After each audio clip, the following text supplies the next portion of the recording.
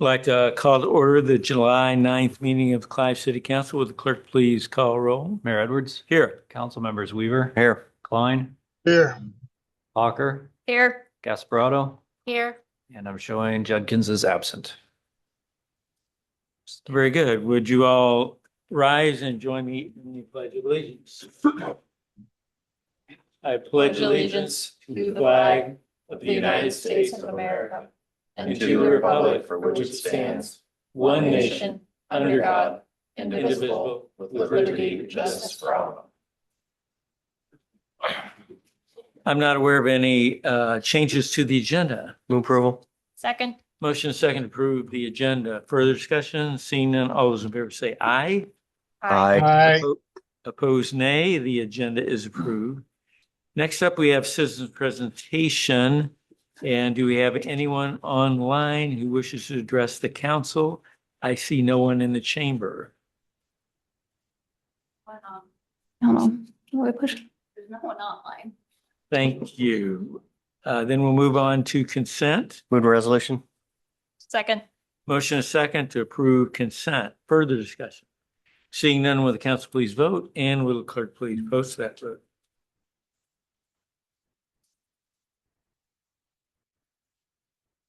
That is passed by a vote of 4-0. Next up, we have the potential third reading of ordinance 1178. Chief. Mayor, Council, thank you. I'll be brief. This is the third reading of ordinance 1178, Title 6, Chapter 7, Personal Transportation Devices. I'm happy to tell you that there are no changes from what we discussed at the last council meeting, so everything has remained the same. We did continue to get some feedback from the public, generally based on the safety aspect of what we're trying to do here. I think you were all copied on an email from Alex Rice as well, so I won't go back into that, but this is presented for the consideration of the third reading before passage. I think we will still have the posting in the register, but we are prepared to move forward. We've got an education program that's in place, and we're going to start that on Saturday, actually. Happy to show you my trusty visual aid to help us define these vehicles. So with your approval, we will continue to move forward in this process. Take any questions. Very good. Any questions? Just want to say thanks, Chief, for all your hard work. This has been a heavy lift and you've done a great job with it. It's been really fun. Thank you for the opportunity. I will move that ordinance number 1178 be considered, placed upon its passage and adopted. Second. Motion second for the third consideration. Further discussion? Seeing none, with council please vote, and will the clerk please post that vote?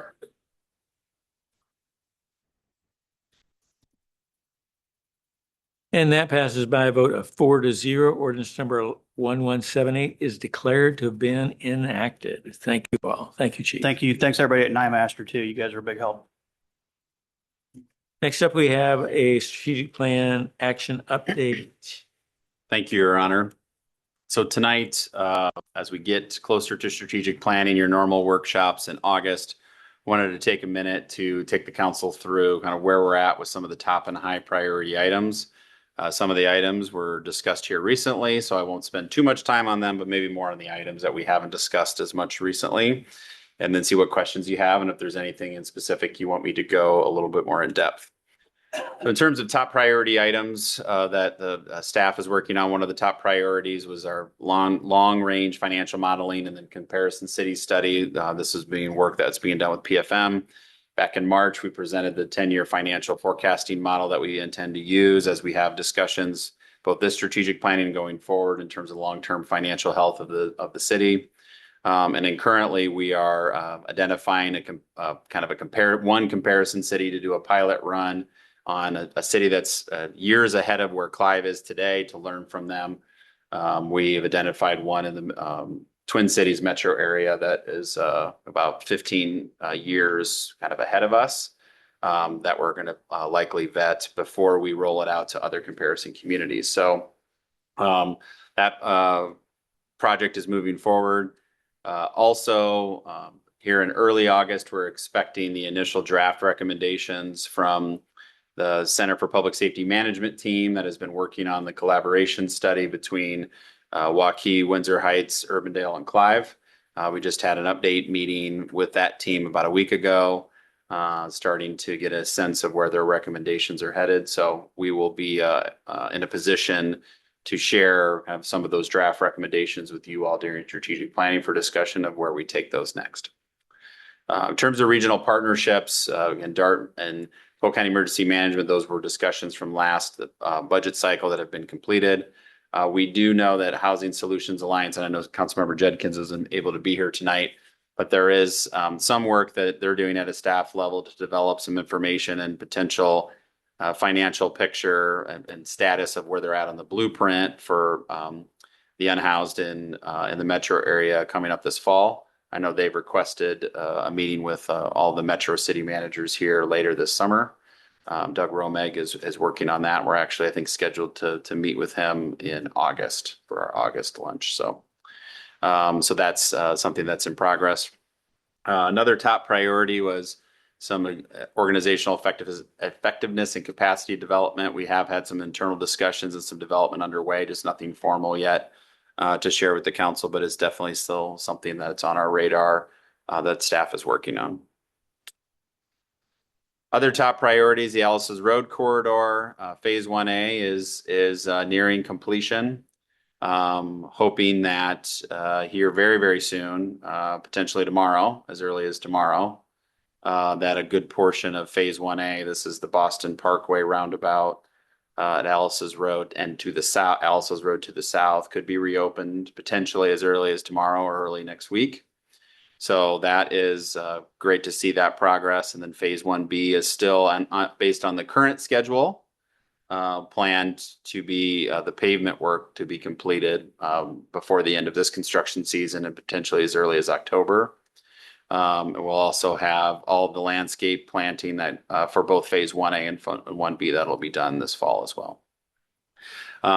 In terms of property owner and acquisitions for the right-of-way along Alice's Road for the future phases. So for Phase 3 and Phase 4, tonight you approved another acquisition in our Phase 3 area.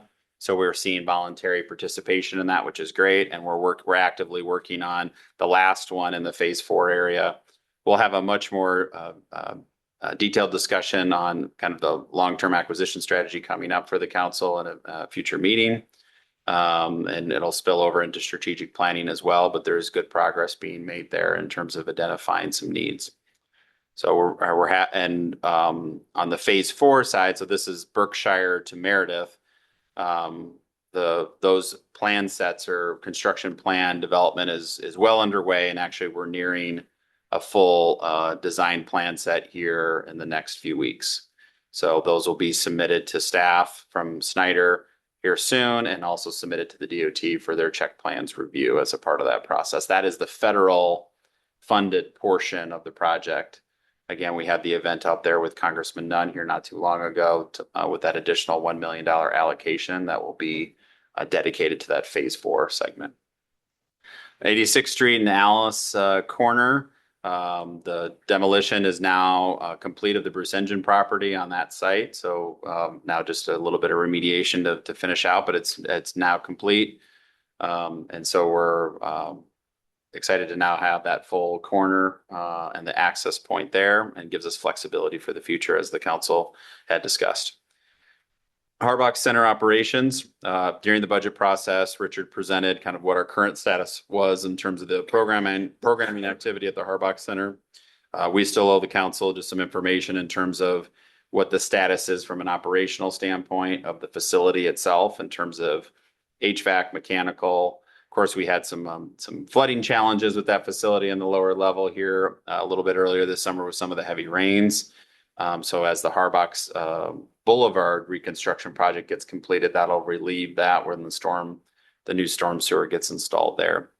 And we continue to keep on the radar future discussions with the school district and potential redevelopment opportunities in the area. I don't think that is there's nothing baked on that at this point, but we know that that'll come up for future conversation as well.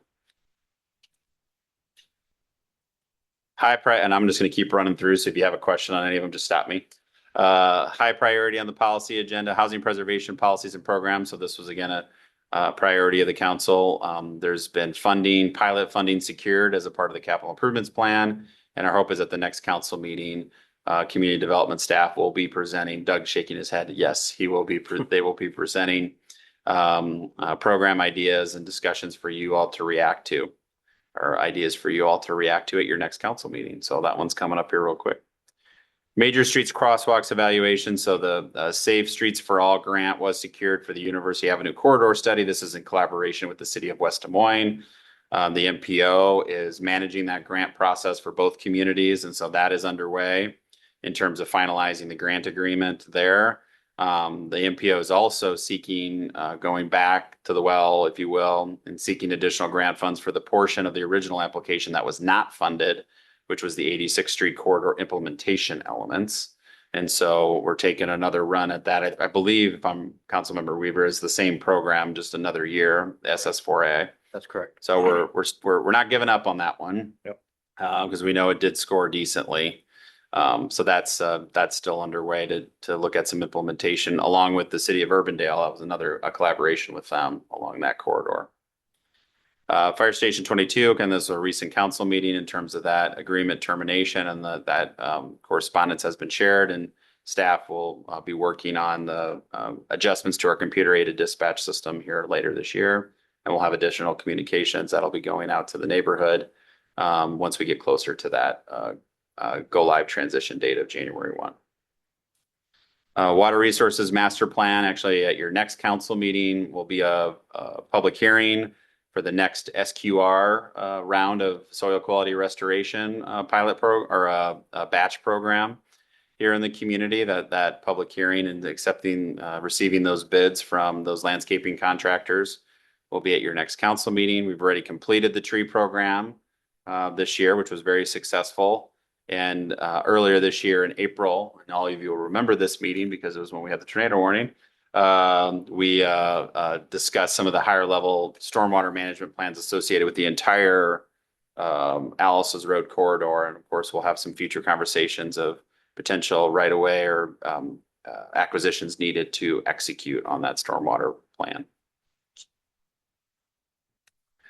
Street level, street service level projects. This was discussed at the CIP workshop last year in terms of where we're at with our road rehabilitation, and those priorities and updated data will be incorporated into the CIP capital improvements plan that'll be proposed to you later this year, taking into account that new data that we discovered through that process. So that's an ongoing item.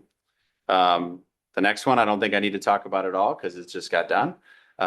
In terms of that, the education campaign that the chief mentioned will be the next thing that we'll be jumping into. Go ahead, Chief. I do actually have a question on that, and whether it's you or chief, can we get a little bit more details on what the education plan is? Yeah. And what we're planning on doing? Yep. He has a plan and a campaign. And a poster. Chance to get his show's poster again. Spent a lot of time on these posters. So Saturday, we're actually starting, we're having a seminar at the police department at the public safety building where kids and parents can come in. We can talk about these things. We can look at their devices. We've asked them to bring them in. Let us look at them, tell them where you can use them, where they can go, where they can't go, those types of things. Just getting everybody familiar with the ordinance and what it says. Our education is primarily going to be focused on trail users and people that are moving back and forth through the city on the Greenbelt Trail. It will also include those that are on the streets, but you're probably going to be hearing stories of enforcement on the street as well. And we've already started that. So some of these bigger devices that we've been talking about that have been involved in traffic crashes and causing property damage, some of those riders have been charged and they're being referred through the court system.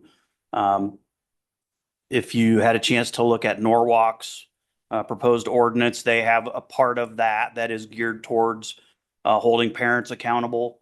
We did not want that approach with ours. We still have a means to do that through state code. So we didn't feel that that was necessary, but that was the direction they chose to go. There's a lot that's going to go into this. We're all going to be learning as we go. We're going to continue to see new devices as we go through the process. So the main thing is getting out there. We've already had bike patrol officers out on the trail talking to people. Clive Festival, we're going to be hitting it pretty hard there. We've also instituted a program just this week When we catch kids doing cool things, we're stopping them and giving them a coupon for free ice cream at McDonald's. So we see them wearing their helmets and stopping at crosswalks and doing the things that they should already be doing. We're rewarding that behavior. And then we'll address the things we need to address as we do. It's a learning process, not just for the community, but for the police officers at the department. We've had a lot of questions from them, and that's great. That's what we want. And we're answering those as we get them. So it's going to be a process. We've set a year timeline initially for the education part. But you will, I'm certain, hear some stories of some enforcement that's going on. So I don't want that to surprise you. But that's going to be the more serious events and incidents that we have, people being involved in car crashes and property damage and things like that. So What about so if you're doing it this Saturday, do we have others like education seminars planned for the future? Like maybe once a month for the next 6 months? Or we I don't will be know. doing more. We haven't got any set right now. We kind of want to gauge and see the interest on Saturday. And how are we advertising that to the parents? Social media and through earned media. Channel 13 came out today and talked to Courtney Severin, our new SRO. So she did an interview for that, and Channel 8, I think, is coming back on Saturday as well. So we're getting a lot of good media coverage on. That's good. And then how about the plans for the school year? So Detective Severin, our new SRO, has already been in the schools. She's already talking to the students about these devices, getting a lot of questions from them, and they're coming up to her saying, "Hey, this is what I have. Can I write it?" So we've already started to address that. Certainly, as we get into the school year, she's going to have more opportunity to do that. But she's doing.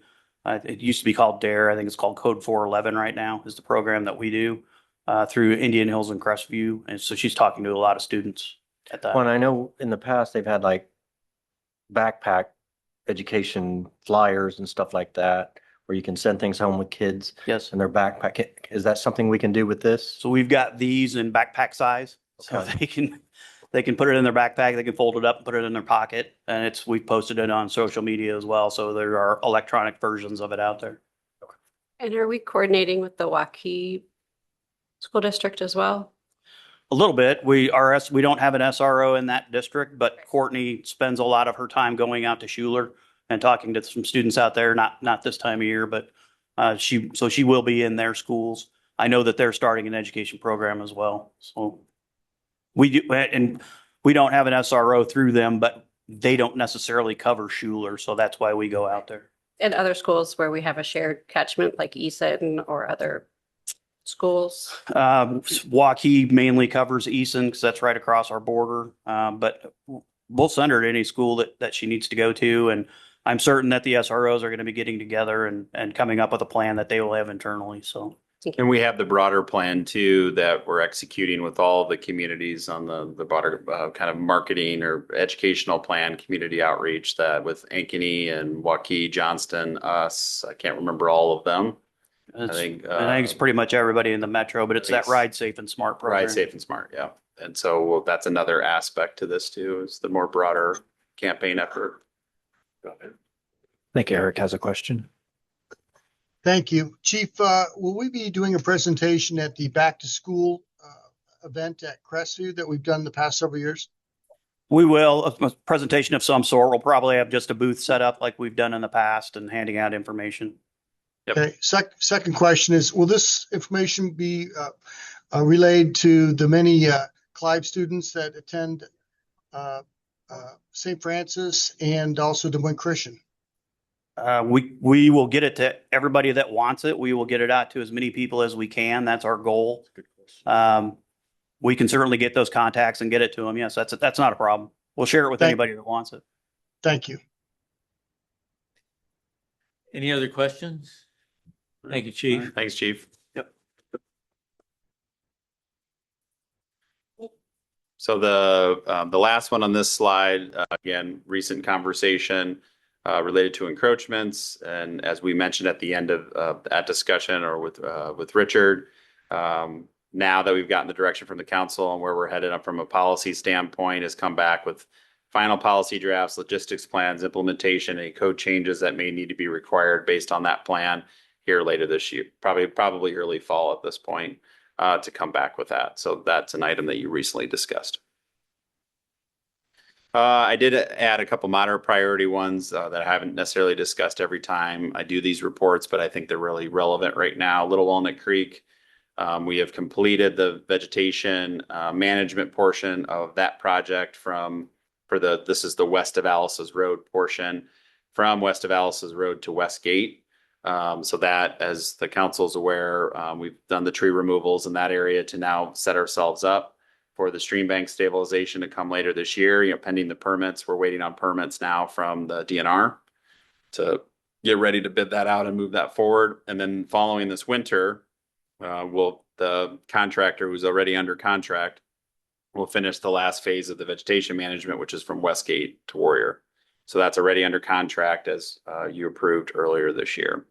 So that's underway. We also have a permit pending too for the trail bridge installation. So this is I'm forgetting the street number now, where it comes off of the Shadow Creek neighborhood, where there'll actually be a trail bridge that'll go over Little Walnut Creek over to the main spine of the trail. And so we're almost going to treat that as a separate project because of its unique permitting requirements.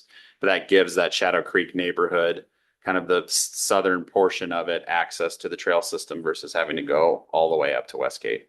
So make sure we have those connection points spaced out in that neighborhood. But we'll circle back with that as we get into capital improvement planning later this year.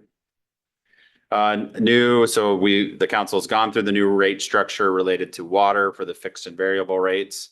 The next thing that's coming up is the staff and legal counsel has been doing an in-depth review of Title 8, Chapter 1, which is related to our drinking water, kind of all the details related to how we interact with our customers, service lines, where the city's responsibility starts and ends in terms of the corporate line on the water main, and a lot of details on meters. This code had really needed to be updated over a number of years. And then there's going to be a presentation to you in August of what those changes could look like, and get some policy direction and some input from you all before we start the ordinance readings before you on that to update that Chapter 1. Also wanted to mention we did have a little bit of a snafu with our utility software company on a glitch in our irrigation metering, but that got resolved, and new bills with a letter explaining what happened went out to all irrigation customers here. We did it electronically, as well as we just went ahead and sent a mailed version to everybody to make sure all those irrigation customers saw that. So quick response by the team once they noticed that glitch right before the holiday, and we're able to get that resolved earlier this week to resolve those bills. And any significant swings, particularly on the increase side that happened as a result of that, the team reached out to those customers directly. In terms of the management agenda side, now moving to the management agenda from the policy agenda, of course, Hickman Road and the I-35 interchange still well underway. We're still on schedule for reopening the trail at the end of this month. So that is on schedule, is going to happen. And now it's actually the sewer that's holding it up. The DOT has done their work. We're keeping the fencing and the barriers in place. And the sewer contractor is actually going to be the one to take those down now, but they have their deadline of the end of the month. They're going to meet that deadline, and so we'll announce this more publicly here in the coming weeks. But as we noted in the city newsletter, it was going to be open in July, and it's going to be open in July. So that will happen. I wish we could have got it done before the Clive Festival next week, but I don't think that's going to be in the cards for us. Also wanted to mention that there is some maintenance and access agreements that we have with Urbandale and the DOT related to it. It's not an immediate need, but it's something that as this interchange project is completed in the next couple of years, we got to figure out how we're going to divvy up the responsibilities of who's maintaining the assets that the DOT won't maintain. And this is the stormwater and the landscaping features that'll be associated with the last phase of the project. And also in terms of the trail sections and who's removing snow and taking care of those trail facilities with the bridges as well. So that's something that we'll be working on with Urbandale. Lenan Park, excited to say, is we're very much on schedule there, and sod was laid at Monday, right, or beginning of the week. Oh, that's right. It got delayed because of the rain. Yeah, so we're getting ready to lay sod out there and really get that park ready to go. If you haven't driven by it, it's particularly the new paved courts on the north end look really, really nice. The contractor did a nice job with those, and of course the playground is pretty substantial. The kids are definitely going to get the towers that they voted for with that park or that playground for sure. But we're on schedule for that ribbon cutting associated with the back to school bash that was mentioned earlier here in a little less than a month now. So again, as I mentioned in the last council meeting, just a lot of pretty significant quality of life improvements in this community coming online. One coming back online with the trail, the Greenbelt Trail under the interstate, but then Greenbelt Landing, as we'll talk about here in a minute, in Lenan Park. So pretty excited about that. On the AI side, you all adopted an AI policy that Pete presented to you earlier this year. We're continuing to work on our use cases internally, but also we've implemented a couple of new tools with the Axios HQ tool, which is now doing our newsletter, as you've seen, which was very helpful during the irrigation ban when that got implemented because we were able to spin that out very quickly. A separate kind of electronic newsletter just related to that, and we did the same last week when we went from stage 3 to stage 2. Was able to kick that out pretty fast. And then CityBot Refresh, as Pete has mentioned, is something that crawls our website to look for any ADA deficiencies that we have as part of the federal regulations that did get kicked back a little bit, but also helps identify outdated content on our website that we can address internally. University Boulevard Flood Mitigation Plan. Again, we've talked about this quite a bit here recently with the $14 million grant being released and now working on those acquisitions with those identified commercial property owners. Hoping to see some of that move forward here. Again, we have remind me, Doug, is it a 3-year shot clock to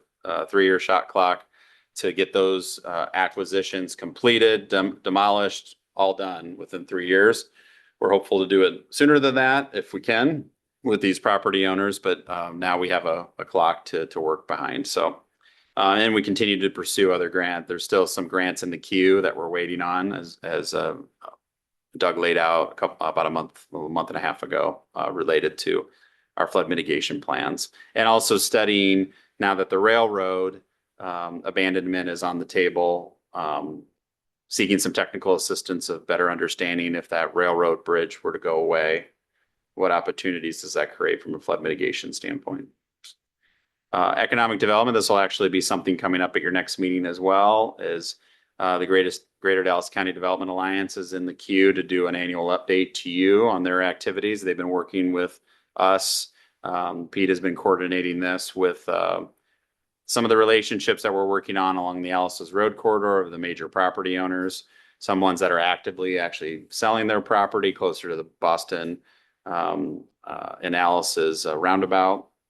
And also the Berkshire Office Park. There's some coordinating that we're working on with those property owners, both understanding how the vacant parcels can move forward more quickly in terms of development, but also just coordination amongst those property owners of some shared maintenance responsibilities that they have in that business park. So they've been in this first year a good partner with us, and we have more to do going forward as we signed up for a 2-year membership with them. It was September of 25 when that membership started.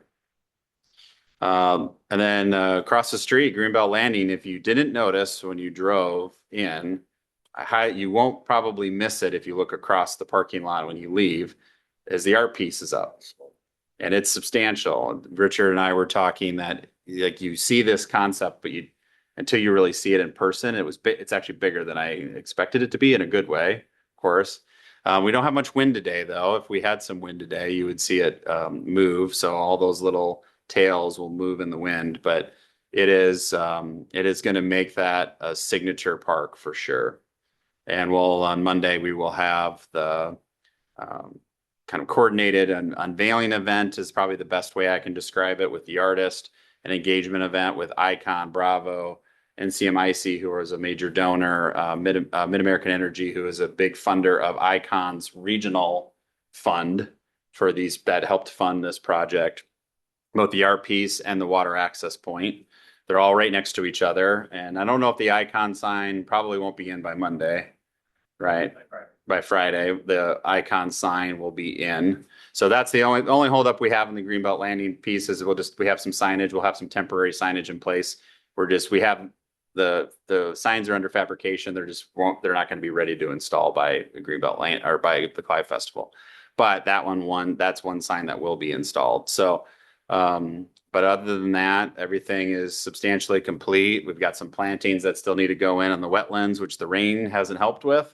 So, we're going to get that cleaned up, and then there'll be a lot of, power washing that'll be happening to a lot of sidewalks from some of the mud of the heavy rains that we've gotten, to get that, site buttoned up for, next week. So really excited. And I just sent you all a meeting invite for the actual, donor event. That'll be, donor kind of the dedication and donor reception, at 4:15 on Friday. But I think I sent it for 4 just to give you time to get there a little early. It will be a little warm, next week is what it's looking like. It's one of those 90-degree Clive festivals. So hopefully it's just not super humid, but we'll get through. One of the questions that I wanted to ask related to that, and I was going to ask it at the end, but this is probably the time to do it. So one of the things that I've been wrestling with is, so we're out of the irrigation ban for residential. We're not for commercial and governmental entities. We thought there would be the potential this week of that getting released. But with the nitrate bump that we are seeing in the rivers, the Des Moines and the Raccoon River, because of the heavy rains, what I've been told now is a 1,000-year rain event in northern Polk County last weekend.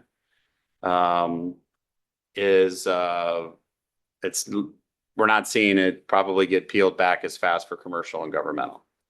Our initial thought when we saw the stage moving out of residential is, okay, maybe we can actually do the water slide during Clive Festival. So now while that is an irrigation, it is a substantial use of water. And so we don't have a defined date of when that commercial and governmental usage will push back to the stage 2. So I just wanted to get some feedback. At staff level, what we've talked about is early next week, no later than probably 2 by the end of business Tuesday, we're going to have to make a call of whether or not we still do the water slide, because you need water to make that work. So I'd welcome any feedback or thoughts from council before we make the decision there, because within the rules, it's, I would argue you're treating it like a splash pad, which is allowed to be used, and we have communities that are using that. And we would be, if we had ours ready to go at Lenan, it will be operational later this summer. So it's kind of in this category of we kind of define it. But also I'm very mindful of what we're asking our commercial businesses to continue to do, and our residents, because we're still at a stage 2. So I would welcome feedback from the council on that one. Or after the meeting is also appropriate as well. Yeah, Matt, I'll give you a couple of thoughts on that. I know I have seen that the water slide will be open on social media. So there is an expectation to our citizens that it will be going on. Now, that doesn't mean that we could cancel it, but there is that expectation that the water slide will be going on. It is one of the most popular things. And my sense is that we can do it, but perhaps at a modified version. In the past, we've done this with a lot of water. You don't need that much water to make the slides go. So perhaps we could modify the outflow of water and still do it while being mindful of how much water usage, is going on. Yep, So we can be mindful of that. Something to consider. Other thoughts? Well, It's a tough one, I know. it is. And my natural inclination is to say we need to lead by example. And if we're asking others to not, then we should not. And we're still at risk of having to go back Right? to a ban, a Correct. full ban.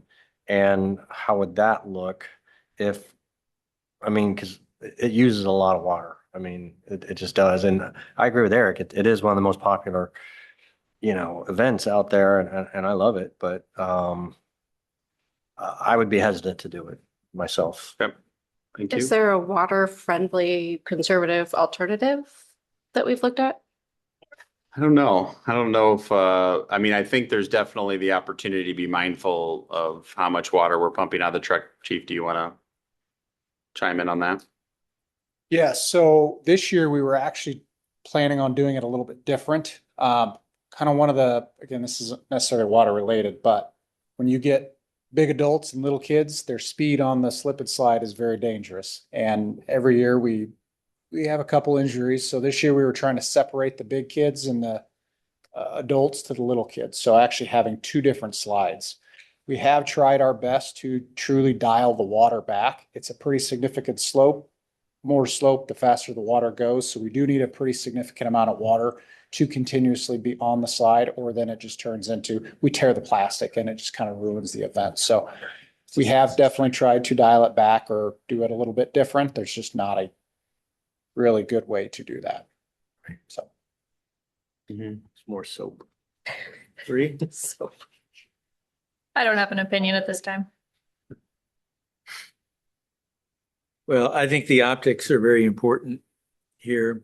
I mean, we're not out of the woods by any stretch. We're still in stage 2. And the original plan was that they would look at moving to the, to commercial and then government in short order. But again, We as you- pushed that back, yeah. That they got pushed had to back. push it back because the nitrates after the rain Spiked. spiked. And I agree with Ted, we have to lead by example here. All right. I appreciate the input on that. Thank you.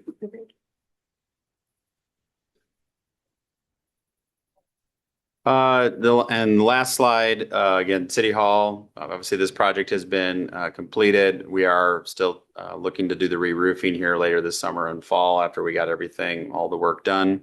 That's still the plan. Rental housing, that new program that you've approved earlier this year is an implementation. And a number of these items here, non-union employee compensation study, again, were approved and we're past that item. One thing I will mention on the University Boulevard pump station, we are still looking at some potential locations of finding ways to move that facility completely outside of the floodplain. And we'll be talking with you further about that as some potential acquisition sites to make that happen, which is and we'll, number one, reaffirm that is a desire. I know we talked about this briefly during the CIP workshop last November. But staff, particularly for the importance of this type of facility and the potential for grant funding, still feel that there might be some synergies we can find with the location with other future plans for that University Boulevard corridor. That might make some sense that we're working on right now. And then lastly, the one I wanted to mention is unfortunately a little bit of a setback here, but we're going to try to figure out what happened. Why a lot of these design and engineering or design firms weren't interested. But when we sent out our RFP for the Indian Hills Green Space kind of vision plan, master plan, we got 0 responses back. Wow. So we're following up with these firms, particularly the local firms that we sent it to understand, was it a timing issue? Was it a budget issue? Was it just the unique collaboration between the city and school? I don't know yet. But we're going to be making some phone calls here to understand that. And so we'll be following up with the superintendent and the city school committee here later this month to kind of sort out what we do next there. But that's something that, again, we didn't have a pressing timeline, although the school district does a little bit in terms of their referendum project that they have at Indian Hills. I think this is still a desire to see this, but we need to better understand why there was a lack of interest, because I think there was definitely sufficient budget that both organizations are putting into it, but we need to better understand what happened there. But with that, Your Honor, those are the updates that I have, and I'd be happy to answer any questions on anything that I hit on or need to go into further depth. Any further questions for Matt?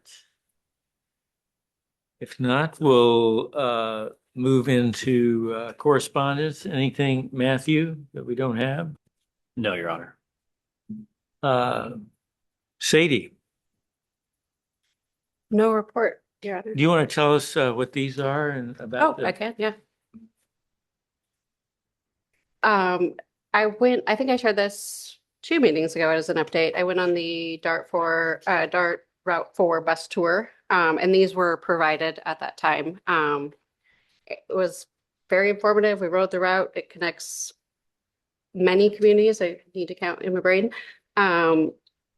throughout the central area, including Clive. And Clive is featured on one of the pages in here as the 86 corridor and some of the highlights, some of the things that are available in that corridor, as well as highlights things throughout the route corridor. I thought it was really educational, informative, and we stopped in several communities and were able to get out and kind of feel how that connects and really connects the communities and connects many business hubs and that are maybe more accessible now than they were before, that maybe weren't on everyone's radar. So it was a really good tour. Hoping that it will be offered in different aspects coming up as well.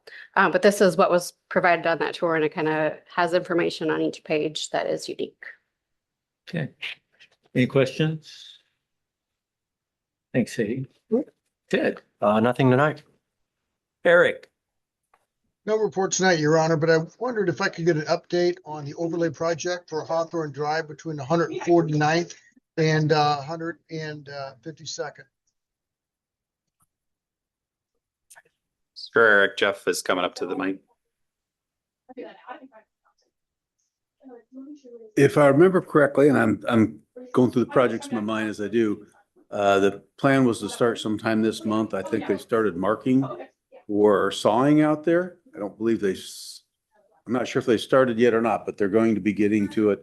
There's some intake work that'll have to be done first, but they're going to be getting started on it here shortly. Thank you.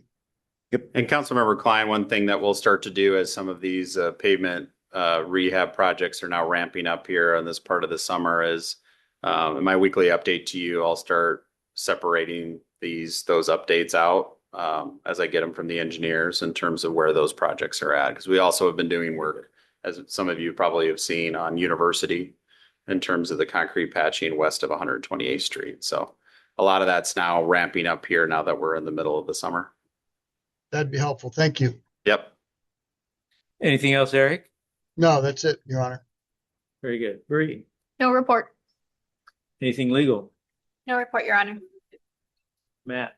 One thing I wanted to mention is you'll see in my weekly update to you that our firework complaint numbers were significantly down this year. We had 11 complaints over 3 days, which is very much lower than what we've had in years past, and only one reported fire related to fireworks, and it was in a dumpster.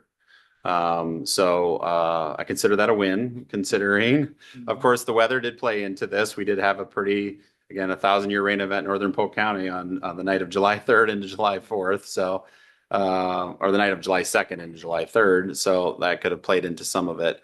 But again, I think a big part of it in my mind is also the efforts, particularly the fire department. And then there was a media push right before it to get information out on the safety aspects of being smart about how you're using fireworks and disposing of fireworks. So we're hopeful. And also there's probably some normative people adjusting to this now being the reality in all the communities in Iowa. But again, just happy to report that there was our complaints were significantly down from years past on fireworks. Also, another thing I'll share tomorrow is the Iowa League of Cities has put out their new state laws of interest. So from the 2026 session, staff, in fact, we went through it earlier today as a group, the executive team, to start picking through what are items that we're going to need to be looking at for any changes to city code that will be brought back to you related to some of these new laws. There is some changes in there that will result in some changes, particularly in the zoning, Board of Adjustment, community development space, and some actions, even one that you had on the council agenda tonight on the consent agenda that Matthew had on there for identifying your official posting publication locations for meeting agendas that were now required under the law. So we have a few others that we'll be working on But know that I'll provide that document to you, but we'll come back with kind of a summary of how we're working on some of those items. With that, Your Honor, I will turn it over to you. Very good. If you could pull up a couple of slides, I wanted to give you an update on DART. And first is the expansion of the bus garage. We've completed phase 1 and it's functional. Phase 2 will be at a cost of 55 million. And as you take a look at the slides, and again, I sent you the detail earlier, but just a hit on it, all of the funding is covered without any impact on community levy rates and no debt. And it also eliminates the planned phase 3. So originally they were looking at a concept that was about $111 million. Now we've got it down to 89 million. That is with the initial phase 1 and then with phase 2. So it's a real win that we got 20 million in federal funding for that, which helped a great deal. The new DART service started running in the middle of June. And again, there are 2 routes now that operate through Clive, 3L and 4. 4 was, I think, the one you were on, Sadie. So it's a great improvement. Then at the end of September, there will be on demand. And so this new service, starting September 28th, will allow those folks who need rides just to be able to do like they do for Lyft or Uber. They'll just say, I need to be picked up, and they'll dispatch a vehicle, and then you'll need to go to a hub to be picked up, which is going to be fairly close, as you can see where they are there, where the hubs are located. Get to the hub, and then you'll be able to be picked up and go to a common destination or to one of the fixed routes. So that'll start September 28th. And again, this was what we wanted as a city, was to have more coverage, give folks more opportunity. And on the fixed routes, whether you're looking at 4 or 3L, you've seen those, like the ones in front of Witteren. We do have more bus stops now in Clive. So just wanted to mention that that'll roll out DART on demand. Again, microtransit is another term that you would hear referring to it, but DART's going to refer to it as DART on demand. And again, I sent you the more lengthy materials you can look at in detail, but any questions on any of that? Okay, wanted to give that quick update. We had our Metro Mayor's meeting last night. Again, some of you may have seen in Axios that the piece Mayor Bozen did. She's actively pursuing pilot payment in lieu of taxes because they have so much exempt property in the city of Des Moines. And Matt, you might talk about how we've implemented pilot here. So we here in Clive, we send letters. Actually, the city clerk sends letters to our properties that are have the option of paying a pilot to us. So we do it based off of strictly public safety, so police and fire portion of our tax levy, and we do the equivalent of what it would be for that property. Our neighbors here to the south are 2 that are sent that letter, as well as the Elks Lodge, who essentially pay theirs through the grant that you see every year. That is their pilot payment, essentially. And then we also send it to Christ Life Center. Did I get that right? Christ Life Training Center. Yeah, over on 86th Street. I'm sorry, I'm blanking on the exact wording of it.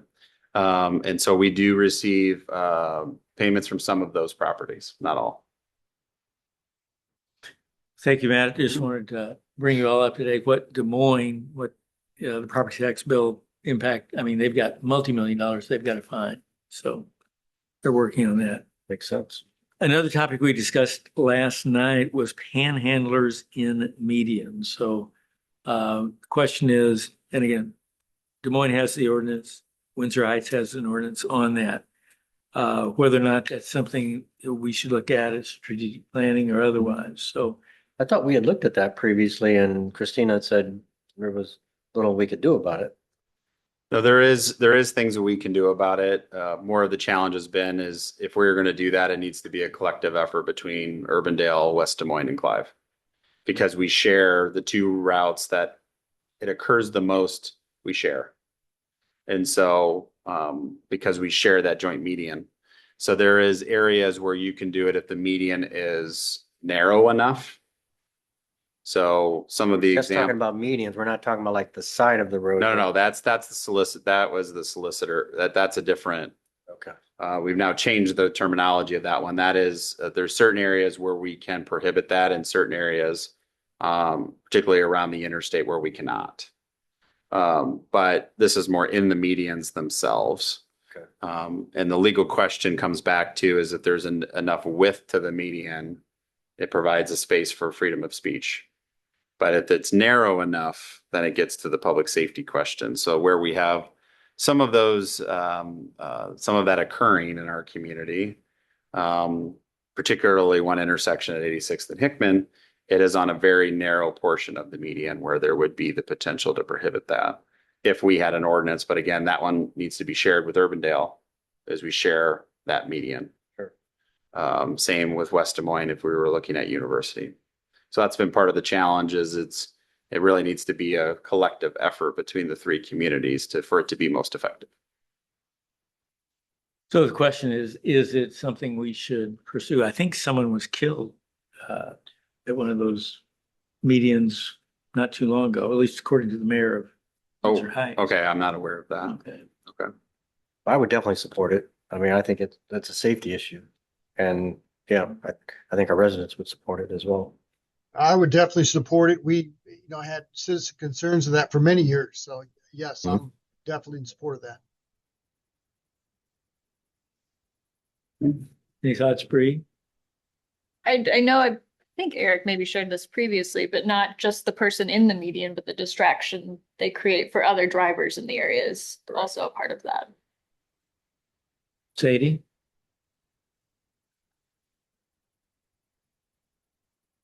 We've talked about this a couple times, and I am curious if it's been an ongoing issue, one particular person recently, or multiple people, or is there an education component? I don't know the history behind this particular issue. Well, Chief, I'm sure would be glad to tell us there about his interactions with individuals who are in that dangerous position and whether or not they listen at all to suggestions about their safety. Chief?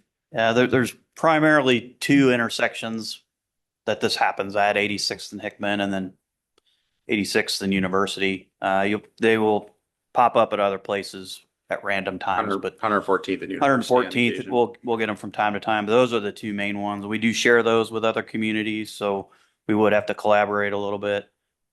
Generally, their activity is protected. And there's if I'm not mistaken, I haven't looked at it recently, but I believe there's a requirement for a safety study that has to be conducted. So that just adds into more things we have to do and expense to the project. And those are the types of things that we've looked at in the past. There really hasn't been a desire from all three communities to really get into this. I'm not aware of this, whoever this person was that might have been killed on a median recently. I didn't hear of that, but I know exactly who you're talking about at 86th and Hickman. I see him just about every day. He's a great dancer, but he is a distraction. Yeah, I'm happy to look at when you give me the direction, we'll look at it. There's steps that we have to take, though. It's not, you would think it would be easier to take care of, but it's really not. And I think the key is we have to have at least one other community who also agrees with that priority. And that's been, as the mayor knows, that's been the hangup is the chief can work on it as hard as he wants, but if we don't have corresponding collaboration from the other communities that they also have the desire to do this, there's really not much point in us doing it by ourselves. Well, what would be the starting point? Maybe to reach out to Urbandale and see if they have an interest in looking at it. I mean, I think definitely if the three mayors have shared agreement, and then that can be articulated through the city councils. I think it really needs to start with the elected officials. Okay, I'll reach out to the, Because I don't think the three police chiefs are in disagreement on whether or not if they receive that direction from their elected officials. Yeah, it's a problem. It's been a problem for years. But we need to get the agreement from all the cities, so.